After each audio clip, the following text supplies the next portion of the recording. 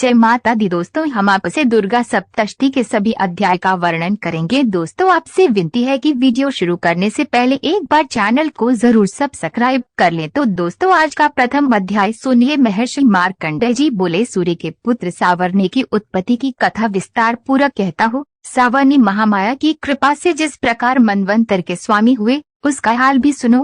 पहले स्वरोचिष नामक मनवंतर में चैत्रवंशी सुरथ नाम के एक राजा थे। सारी पृथ्वी पर उनका राज्य था। वह प्रजा को अपने पुत्र के समान मानते थे, तो भी कुलाविध्वंशी राजा उनके शत्रु बन गए। दुष्टों को दंड देने वाले राजा सुरथ की उनके साथ लड़ाई हुई। कुलाविध्वंशियों की संख्या में कम होने पर भी राजा सुरथ युद्ध में उनसे हार गए। तब वो अपने नगर में आ गए। केवल अपने देश का राज्य ही उनके पास रह गया और वे उसी देश के राजा होकर राज्य करने लगे। किंतु उनके शत्रुओं ने उन पर वहां भी आक्रमण किया। राजा को बलहीन देखकर उसके दुष्ट मंत्रियों ने राजा की सेना और खजाना अपने अधिकार में कर लिया। राजा सुरथ अपने राज्य अधिकार को हारकर शिकार खेलने के बहाने घोड़े पर सवार होकर वहां से एक भयंकर वन की ओर चले गए। उस वन में उन्होंने महर्षि मेघा का आश्रम देखा। वहां महर्षि मेघा अपने शिष्यों तथा मुनियों से सुशोभित बैठे हुए थे और वहां कितने ही हिंसक जीव परम शांति भाव से रहते थे। राजा सुरथ ने महर्षि मेघा को प्रणाम किया और महर्षि ने भी उनका उचित सत्कार किया। राजा सुरथ महर्षि के आश्रम में कुछ समय तक ठहरे। अपने नगर की ममता के आकर्षण से राजा अपने मन में सोचने लगे, पूर्व काल में पूर्वजों ने जिस नगर का पालन किया था वे आज मेरे हाथ से निकल गया। मेरे दुष्ट एवं दुरात्मा मंत्री मेरे नगर की अधर्म से रक्षा कर रहे होंगे या नहीं। मेरे प्रधान हाथी जो कि सदा मद की वर्षा करने वाला और शूरवीर था, मेरे बेरियों के वश में होकर न जाने क्या दुख भोग रहा होगा। मेरे आज्ञाकारी नौकर जो मेरी कृपा से धन और भोजन पाने से सदैव सुखी रहते थे और मेरे पीछे पीछे चलते थे, वह अब निश्चय ही दुष्ट राजाओं का अनुसरण करते होंगे तथा मेरे दुष्ट एवं दुरात्मा मंत्रियों द्वारा व्यर्थ ही धन को व्यय करने से संचित किया हुआ मेरा खजाना एक दिन अवश्य खाली हो जाएगा। इस प्रकार की बहुत सी बातें सोचता हुआ राजा निरंतर दुखी रहने लगा। एक दिन राजा सुरथ ने महर्षि मेघा के आश्रम के निकट एक वैश्य को देखा। राजा ने उससे पूछा, भाई तुम कौन हो? यहाँ तुम्हारे आने का क्या कारण है और तुम मुझे शोकग्रस्त अनमने से दिखाई देते हो, इसका क्या कारण है? राजा के ये नम्र वचन सुन वैश्य ने महाराज सुरथ को प्रणाम करके कहा। वैश्य बोला, राजन मेरा नाम समाधि है, मैं धनियों के कुल में उत्पन्न एक वैश्य हूँ। मेरे दुष्ट स्त्री पुत्रादि कन्या लोभ से मेरा सब धन छीन लिया है और मुझे घर से निकाल दिया है। मैं इस तरह से दुखी होकर इस वन में चला आया हूँ और यहाँ रहता हुआ मैं इस बात को भी नहीं जानता कि अब घर में इस समय सब कुशल हैं या नहीं। यहाँ मैं अपने परिवार का आचरण संबंधी कोई समाचार भी नहीं पा सकता कि वह घर में इस समय कुशल पूर्वक है या नहीं। मैं अपने पुत्रों के संबंध में ये भी नहीं जानता कि वह सदाचारी है या दुराचार में फंसे हुए हैं। राजा बोले, जिस धन के लोभी स्त्री पुत्रों ने तुम्हें घर से निकाल दिया है, फिर भी तुम्हारा चित्त उनसे क्यों प्रेम करता है? वैश्य ने कहा, मेरे विषय में आपका ऐसा कहना ठीक है, किंतु मेरा मन इतना कठोर नहीं है। यद्यपि उन्होंने धन के लोभ में पड़कर पितृस्नेह को त्याग कर मुझे घर से निकाल दिया है, तो भी मेरे मन में उनके लिए कठोरता नहीं आती। हे महामते, मेरा मन फिर भी उनमें क्यों फंस रहा है, इस बात को जानता हुआ भी मैं नहीं जान रहा। मेरा चित्त उनके लिए दुखी है। मैं उनके लिए लंबी लंबी सांसें ले रहा हूँ। उन लोगों में प्रेम नाम तो नहीं है, फिर भी ऐसे निस्नेहियों के लिए मेरा हृदय कठोर नहीं होता। महर्षि मार्कंड जी कहा, है ब्राह्मण। इसके पश्चात महाराज सुरथ और वे वैश्य दोनों महर्षि मेघा के समीप गए और उनके साथ यथायोग्य न्याय संभाषण करके दोनों ने वार्ता आरंभ की। राजा बोले, हे भगवान, मैं आपसे एक बात पूछना चाहता हूँ, सो आप कृपा करके मुझे बताए। मेरा मन मेरे अधीन नहीं है, इससे मैं बहुत दुखी हूँ। राज्य धन आदि की चिंता अभी तक मुझे बनी हुई है और मेरी यह ममता अज्ञानियों की तरह बढ़ती जा रही है और यह समाधि नामक वैश्य भी अपने से अपमानित होकर आया है। इसके स्वजनों ने भी इसे त्याग दिया है। स्वजनों से त्यागा हुआ भी ये गुण से हार्दिक प्रेम रखता है। इस तरह हम दोनों ही दुखी हैं। हे महाभाग, उन लोगों के अवगुणों को देखकर भी हम दोनों के मन में उनके लिए ममता जनित आकर्षण उत्पन्न हो रहा है। हमारे ज्ञान रहते हुए भी ऐसा क्यों है? अज्ञानी मनुष्यों की तरह हम दोनों में यह मूर्खता क्यों है? महर्षि मेघा ने कहा, विषम मार्ग का ज्ञान सब जंतुओं को है, सबके लिए विषय पृथक पृथक होते हैं, कुछ प्राणी दिन में नहीं देखते और कुछ रात को, परंतु कई जीव ऐसे हैं जो दिन तथा रात दोनों में देख सकते हैं। यह सत्य है कि मनुष्यों में ज्ञान प्रधान है, किंतु केवल मनुष्य ही ज्ञानी नहीं होता, पशु पक्षी आदि भी ज्ञान रखते हैं।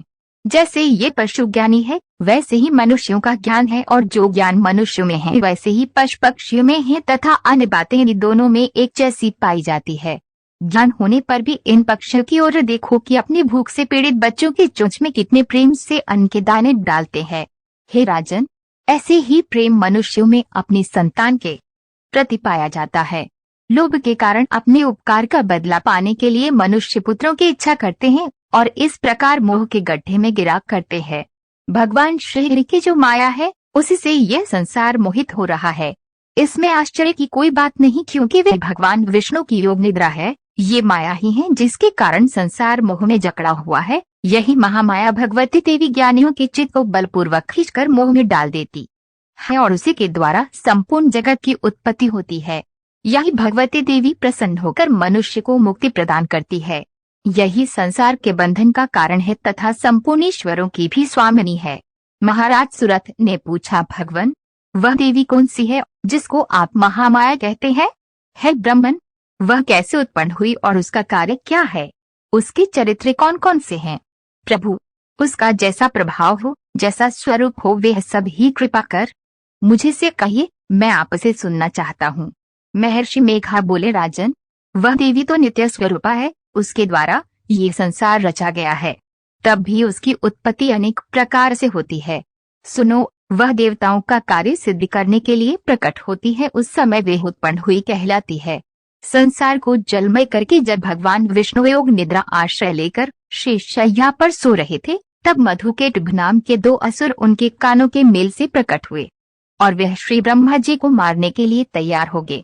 श्री ब्रह्मा जी ने जब उन दोनों को अपनी ओर आते देखा और ये भी देखा कि भगवान विष्णु योग निद्रा का आश्रय लेकर सो रहे हैं, तो वह उस समय श्री भगवान के जगाने के लिए उनके नेत्रों में निवास करने वाली योग निद्रा की स्तुति करने लगे। श्री ब्रह्मा जी ने कहा, हे देवी, तुम ही स्वाहा, तुम ही स्वधा और तुम ही वशटकार हो। स्वर भी तुम्हारा ही स्वरूप है। तुम ही जीवन देने वाली सुधा हो। नित्य अक्षर प्रणव में अकार, उकार, मकार, इन तीनों माताओं के रूप में तुम ही स्थित हो। इनके अतिरिक्त जो बिंदु पत्थर धमात्रा है, जिसका कि विशेष रूप से उच्चारण नहीं किया जाता है देवी, वह भी तुम ही हो। संध्या, सावित्री तथा परम जननी तुम ही हो। तुम इस विश्व को धारण करने वाली हो। तुमने ही इस जगत की रचना की है और तुम ही इस जगत के पालन करने वाली हो, और तुम ही कल्प के अंत में सबको भक्षण करने वाली हो। है देवी, जगत की उत्पत्ति के समय तुम सृष्टि रूपा होती हो, पालन काल में स्थित रूपा हो और कल्प के अंत में संहार रूप धारण कर लेती हो। श्री ईश्वरी और बोधा स्वरूपा बुद्धि भी तुम ही हो। लज्जा, पुष्टि, तुष्टि, शांति और क्षमा भी तुम ही हो। तुम खड़ धरणी, शूल धरणी तथा गदा, चक्र, शंख और धनुष के धारण करने वाली हो। बाण, भुषंडी और परिधि भी तुम्हारे ही अस्त्र हैं। तुम सौम्य और सौम्यतर हो, यही नहीं बल्कि जितनी भी सौम्य तथा सुंदर वस्तुएं इस संसार में हैं, उन सबसे बढ़कर सुंदर तुम हो।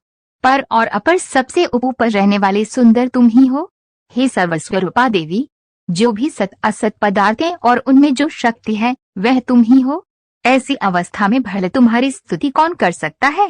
इस संसार की सृष्टि, पालन और संहार करने वाले जो भगवान हैं, उनको भी जब तुमने निद्रा के वशीभूत कर दिया है, तो फिर तुम्हारी स्तुति कौन नहीं कर सकता है? मुझे, भगवान विष्णु तथा भगवान शंकर को शरीर धारण कराने वाली तुम ही हो।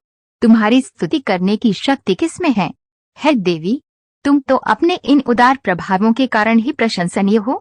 मधु और केंटप जो भयंकर असुर है, इन्हें तो मोह में डाल दो और श्री हरि भगवान विष्णु को भी जल्दी जगा दो और उनमें इनको मार डालने की बुद्धि भी उत्पन्न कर दो।